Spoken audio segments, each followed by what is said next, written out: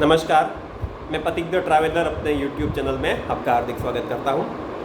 आज हम इस विषय पर बात करेंगे कि शेयर मार्केट में अगर इन्वेस्ट करना है तो सीधे शेयर खरीदने चाहिए या म्यूचुअल फंड के द्वारा इन्वेस्ट करना चाहिए।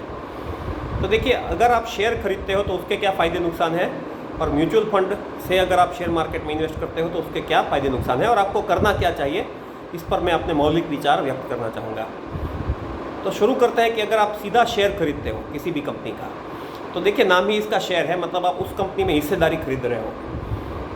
तो 100 शेयर है अगर किसी कंपनी के मार्केट में, जनरली 100 नहीं होते हैं, लाखों शेयर होते हैं, पर मान लेते हैं कि किसी कंपनी के मार्केट में BSE या NSE पर सिर्फ 100 शेयर है, 100, आप उसमें से एक शेयर खरीदते हो तो आप उस कंपनी के 1% के मालिक हो गए, क्योंकि आपको 1% शेयर मिला, हिस्सा मिला। तो अगर कंपनी प्रॉफिट करती है तो शेयर का प्राइस बढ़ेगा, तो क्योंकि आप मालिक हो तो आपको ये फ़ायदा रहेगा। काफ़ी सारी कंपनियां क्या करती हैं कि जो प्रॉफिट होगा उसको डिविडेंड के तौर पर उसमें से कुछ हिस्सा बांट देगी। तो अगर आप इक्विटी शेयर होल्डर हो, ओनर हो, तो आपको जितने शेयर है, जितना आपका शेयर है थ्रू इक्विटी, उतना आपको डिविडेंड मिल जाएगा। और एक फ़ायदा यह है कि अगर आपने इक्विटी शेयर ले रखे हैं तो आपको stock split, bonus share, buy back of the share, इन सारी स्कीम्स का भी लाभ मिलेगा जो म्यूचुअल फंड में नहीं मिलेगा। सबसे बड़ा फ़ायदा जो मैंने देखा है, जिसमें काफ़ी शर्तें लागू हैं, वो ये है कि अगर आप कोई सही शेयर खरीदते हो सही प्राइस पे, तो वो जितना अप्रिशिएट करता है कोई भी म्यूचुअल फंड स्कीम उतना कभी भी अप्रिशिएट नहीं होगी, क्योंकि कोई भी म्यूचुअल फंड स्कीम में मिनिमम 30 to 60 शेयर होंगे, 30 to 60, जबकि एक शेयर जो है वो सिर्फ एक ही कंपनी को रिप्रेजेंट करना है। तो अगर एक कंपनी की जो बढ़त है वो किसी भी म्यूचुअल फंड स्कीम से ज़्यादा ही होगी अगर वो शेयर चल जाता है तो। अब चलिए इसी फायदों में कहीं डायरेक्ट शेयर इन्वेस्टमेंट का नुकसान और म्यूचुअल फंड के फ़ायदे देख लेते हैं। तो पहली बात यह है कि अगर आपने एक कंपनी का शेयर खरीदा और आपकी जो स्टॉक पिकिंग है वो गलत हो गई है, क्योंकि हम जब भी कोई शेयर खरीदते हैं तो एक अंडरलाइंग एजम्पशंस के साथ खरीदते हैं कि भाई ये होगा और ये शेयर चलेगा, पर ऐसा नहीं होता है। Market environment, business environment is very dynamic, और शेयर धड़ाम से गिरता है, उसका प्राइस गिरता है, तो आपको जो नुकसान होगा वो किसी भी म्यूचुअल फंड के हिसाब से ज़्यादा होगा, क्योंकि म्यूचुअल फंड की स्कीम में 30 to 60 शेयर होते हैं, तो उसका पोर्टफोलियो भले ऊपर बहत ना जाए पर वो नीचे भी बहत नहीं जाएगा। ये पहली बात। दूसरी बात क्या हुई कि स्टॉक पिकिंग करने के लिए जो स्किल्स चाहिए उसके लिए आपको समय निकालना पड़ेगा, प्लस आपको बहुत कुछ सीखना पड़ेगा। अब आप 8-10 घंटे के जॉब में हो या आपका खुद का बिजनेस है, तो आप इतना टाइम ना निकाल पाओ। टाइम निकाल पाओ तो भी ज़रूरी नहीं है कि आप ये स्टॉक पिकिंग की स्किल सीख ही पाओ, ये सबके बस की बात नहीं है। तो उस स्थिति में म्यूचुअल फंड का फ़ायदा क्या है कि वहाँ आपको कोई रिसर्च नहीं करना है, क्योंकि पूरा जो म्यूचुअल फंड की जो टीम है, फंड मैनेजर, रिसर्च एनालिस्ट वगैरह, वो आपके लिए वो काम कर देंगे। तो ये एक फ़ायदा हुआ। और एक जो चीज़ है जो प्रॉब्लम कर सकती है शेयर इन्वेस्टमेंट में, वो ये है कि अगर आप शेयर या स्टॉक की SIP करते हो, अब मान लीजिए एक कंपनी का स्टॉक आज 500 का है, मैंने खरीदा, एक महीने बाद वो 800 का हो गया, तो मेरा बजट बढ़ जाएगा, उसके बाद वो 300 का हो गया। तो ये फ्लक्चुएशंस की वजह से हर महीने मुझे फिक्स अमाउंट नहीं रखना है, मुझे अलग अलग बजट रेडी रखना पड़ेगा। अगर मैं 15-20 स्टॉक में SIP कर रहा हूँ, हर एक स्टॉक के 2-2, 3-3 स्टॉक खरीद रहा हूँ हर एक शेयर के उस क्वांटिटी में, तो एक महीने 25,000 का बजट चाहिए, दूसरे महीने शायद 50 का भी चाहिए। जबकि SIP में फ़ायदा क्या है म्यूचुअल फंड में कि अगर स्टॉक का प्राइस या मार्केट का प्राइस बहुत अप डाउन होता है तो आपको जो यूनिट मिलेंगे वो कम या ज़्यादा मिलेंगे, पर आपका जो मंथली बजट है उसमें कोई फ़र्क नहीं आएगा। तो म्यूचुअल फंड इन्वेस्टमेंट जो है ज़्यादा प्रेडिक्टेबल है। अब साइकोलॉजिकल तौर पर देखें तो आपने अगर 25-50 स्टॉक का एक पोर्टफोलियो बनाया है और कोई स्टॉक जो है अगर वो 5-6 गुना 10 गुना हो गया, तो कहीं ना कहीं आपके अंदर वो कीड़ा जागेगा कि भाई प्रॉफिट बुक कर लो। आपको नहीं जागेगा तो कोई और बोलेगा प्रॉफिट बुक कर लो। जबकि म्यूचुअल फंड इन्वेस्टर्स को प्रॉफिट बुकिंग का जो प्रॉब्लम है वो कम ही लगता है, क्योंकि उनके fund manager generally profit booking share में कर ही लेते हैं। हालांकि म्यूचुअल फंड में भी प्रॉफिट बुकिंग कुछ टाइम पे करना चाहिए, पर उसकी फ्रिक्वेंसी जो है वो इंडिविजुअल शेयर्स अगर आप ले रहे हो तो उससे कम ही होगी। तो ये चीज़ भी एक थोड़ा फ़ायदा करती है। अब देखिए, इन्वेस्टमेंट में सब लोग एक चीज़ याद रखते हैं कि भाई खरीद लो, शेयर मार्केट में इन्वेस्ट कर दो, पर एंड गेम कोई नहीं देखता।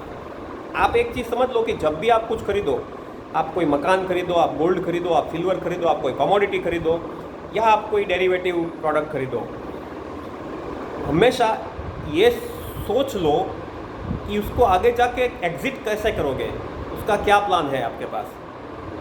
तो जनरली वो हम देखते नहीं, और जनरली किसी भी इन्वेस्टमेंट में, किसी भी एसेट क्लास में exit is more difficult than entry.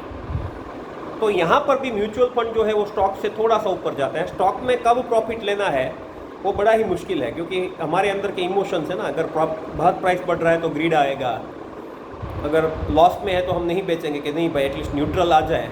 आपको पता ही है कि स्टॉक का फंडामेंटल वीक है तो भी हम लॉस बुक नहीं करते, ईगो हर्ट होता है।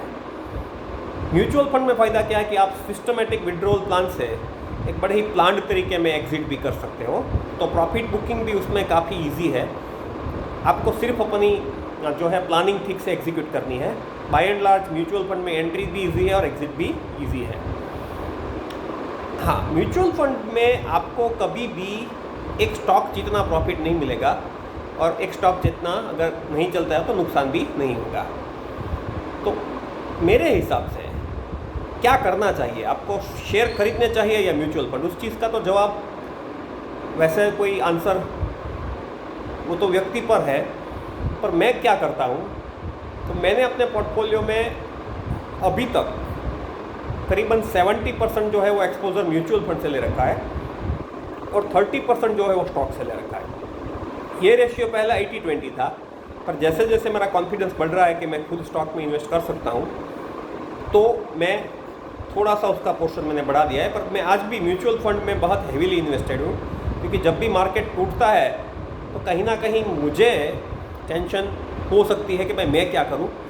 पर अगर बहुत सारा हिस्सा म्यूचुअल फंड में है तो फिर मैं सोचता हूं कि चलो भाई वो जो हिस्सा है वो म्यूचुअल फंड मैनेजर देख लेगा। तो एक तरीके से मैं क्या कर रहा हूं कि मैं खुद तो इन्वेस्ट कर रहा हूं, तो मेरी खुद की एक इन्वेस्टमेंट हाइपोथेसिस है, स्टाइल है।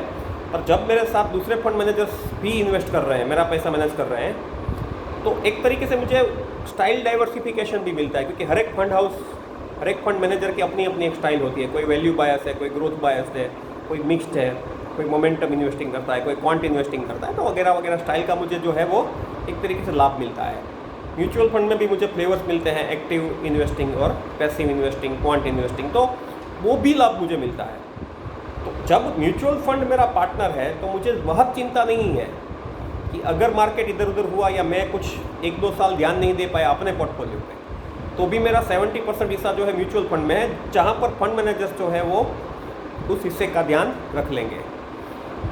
तो म्यूचुअल फंड और स्टॉक दोनों का कॉम्बिनेशन करना मेरे हिसाब से बहुत अच्छी स्ट्रेटजी है। अगर आप बहुत अच्छे इन्वेस्टर हो, आप टाइम भी दे सकते हो, स्किल भी है, तो आप इसको 70-30, 80-20 भी रख सकते हो, जहाँ 80% आप खुद इन्वेस्ट करो, 20% म्यूचुअल फंड में लगाओ। अगर आप एक आदर्श ब्रेकअप चाहते हो तो 50-50 कर दो, आधा पैसा आप खुद मैनेज करोगे, आधा जो है म्यूचुअल फंड वाले मैनेज करेंगे। और अगर आप मेरी तरह थोड़े कंजर्वेटिव इन्वेस्टर हो तो आप 70-30, 80-20 भी रख सकते हो। तो ये मेरे मौलिक विचार थे, ज़रूरी नहीं है कि आप एग्री हो, पर मेरे हिसाब से म्यूचुअल फंड और स्टॉक दोनों में इन्वेस्ट करना चाहिए। वैसे म्यूचुअल फंड में इन्वेस्ट नहीं होता, उसके द्वारा इन्वेस्ट मार्केट में करना चाहिए, और खुद स्टॉक भी खरीदने चाहिए, क्योंकि स्टॉक खरीदने से आपकी थोड़ी IQ भी बढ़ती है, क्योंकि एनालिसिस भी करना पड़ता है। जबकि म्यूचुअल फंड में करने से आपको डाइवर्सिफिकेशन मिलता है, किसी और व्यक्ति के नॉलेज का जो है रिसर्च का भी लाभ मिलता है। तो आशा है कि आपको ये वीडियो से कुछ जानकारी, इन्फॉर्मेशन मिली होगी। जय राम जी की, जय माँ खोडियार, शुभ रात्रि।